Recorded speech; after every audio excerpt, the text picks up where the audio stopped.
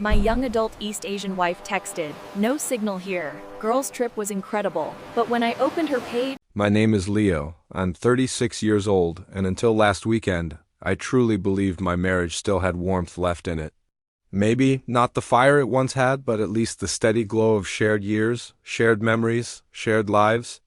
Maya and I had been together for 9 years. 9 years of routines that only made sense to us.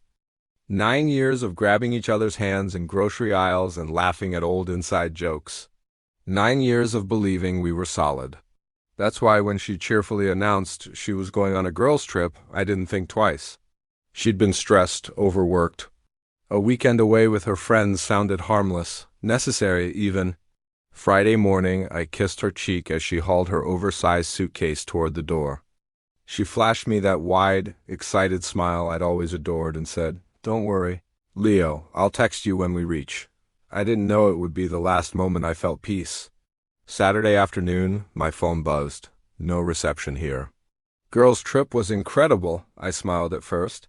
I imagined her somewhere peaceful, hair blowing in the wind, laughing with her friends. But something tugged at me, a tiny instinct, quiet but persistent.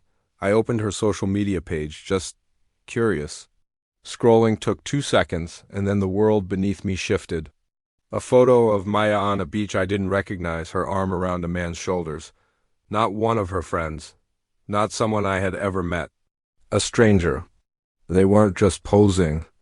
They were inside each other's space, leaning close, laughing like they shared a secret the world didn't deserve to hear. My chest tightened. I felt the floor tilt. My thumb hovered over my phone. I could ignore it. I could pretend I misread the image. Pretend the man was a distant friend or a cousin or just another traveler. But the way she looked at him, soft, intent. Like she used to look at me. And that truth could not be unseen. I typed the message with trembling hands. "I saw your photo with him." The reply took long enough for my heartbeat to echo in my ears. "Oh, that's just Tom, friend from work. We were joking around. Don't worry, love." Her words were warm, but my gut turned cold. Because I'd seen enough moments in 9 years to know when Maya was lying. Her tone in that message? Too casual, too rehearsed. The rest of the day crawled by. Dinner tasted like cardboard. The apartment felt emptier than it ever had. Each tick of the clock echoed louder than my own breathing. And the image of her with Tom played behind my eyes like a cruel slideshow. I poured whiskey into a glass, the ice clinking like tiny accusations. I stared out at the city lights and asked myself questions I didn't want answers to. When did her smile stop being meant for me? When did she start drifting? When did I become someone she could lie to this easily? Later that night, I sent one more message. "Are you sure it's just friendly?" Her reply came fast. "Of course, silly.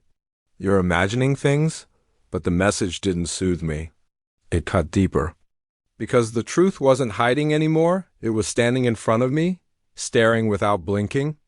The distance between us wasn't new. I had just been too afraid to acknowledge it. By the time midnight came, I couldn't keep the storm inside anymore.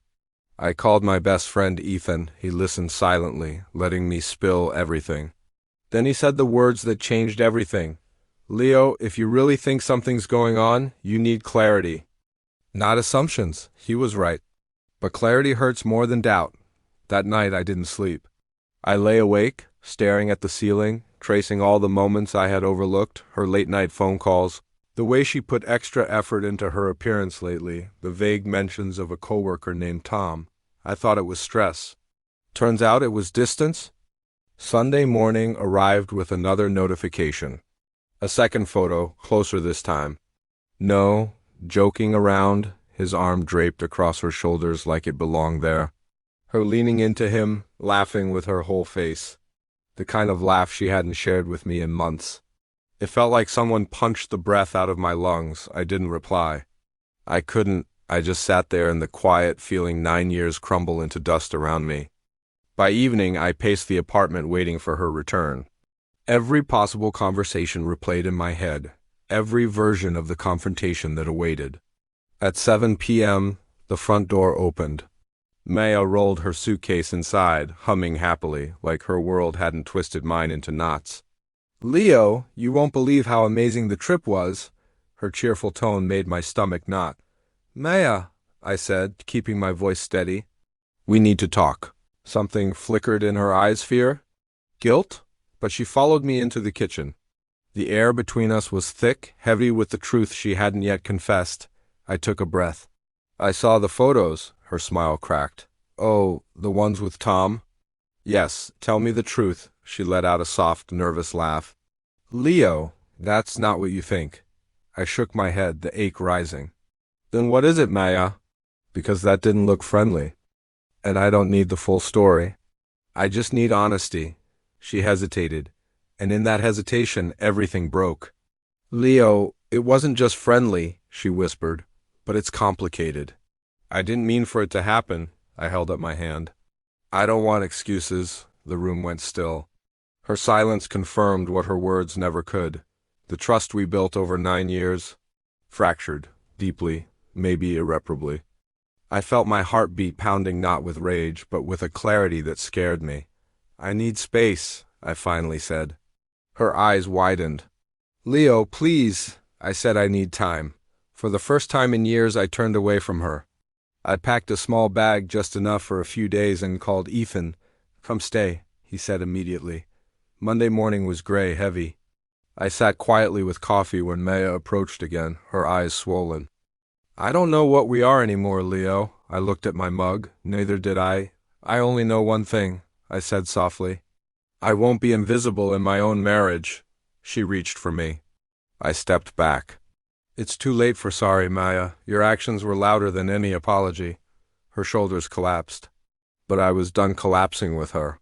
Tuesday morning, I moved into Ethan's spare room. The silence hurt. But it also healed, slowly, quietly, deliberately. Life doesn't always give you the closure you want, but sometimes it gives you the clarity you need. And for me, that clarity was the first step toward finding myself again. Thank you for listening to my story. If you've ever felt lost or invisible in a relationship, know that you're not alone.